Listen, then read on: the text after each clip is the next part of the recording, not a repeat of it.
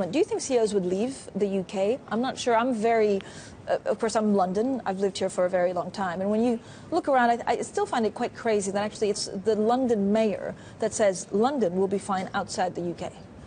Well, I'm not expecting the Brexit, I have to tell you. I think that at the end, Brits are very reasonable people, and they will reason, particularly in economic terms, and therefore I don't think Brexit will happen. Now, the position of the mayor of London, you know, the mayor of London is always kind of original thinker, so I wouldn't think that this will really change the balance between yes and no.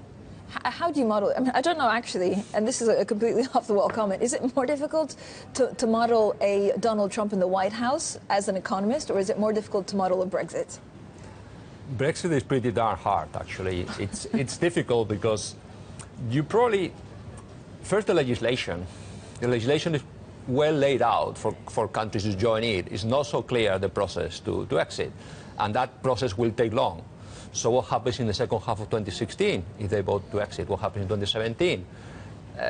Those market moves will be driven by sentiment, because nothing will happen in terms of change of trade or trade arrangements. But sentiment will weigh significantly. We just saw your survey, which is saying that recession will pick up. 40% is a lot. I mean, investment probably will suffer, right? If you don't know what's going to be the labor market arrangements, the visas that you're going to need as a CEO, so you're probably going to freeze hiring. So I think you can see how sentiment probably will influence investment and consumption decisions immediately. Now, the impact over the long term, you know, is difficult to gauge.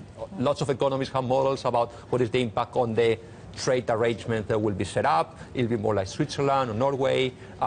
Will the two parts, generally after that kind of vote, the two parts, is in the interest of two parts to understand each other best, because they're strongly integrated.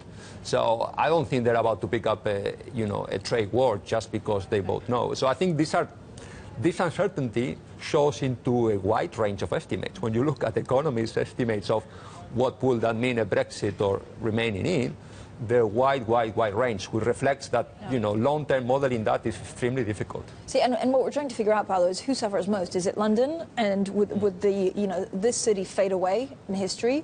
Is it the UK as a whole, or is it actually the European counterparts? Because the vote leave camp here are saying, well, guys, we'll be okay. It's really Europe that needs to be worried. Well, the whole three, I think. London for sure, because London is the financial capital of Europe, and in one way or the other would stop to be the financial capital of Europe, moving somewhere else, maybe to Frankfurt or to Paris. Now, Europe will suffer a lot, because without the UK and the UK financial position in the world, this would be very bad for Europe. And also, outside London, the UK economy will suffer for all the reasons that Antonio laid out. So that for this reason, I'm fairly confident on a yes, on a vote to stay in the Euro, because Brits, at the end of the day, they are very reasonable people, and they pragmatical.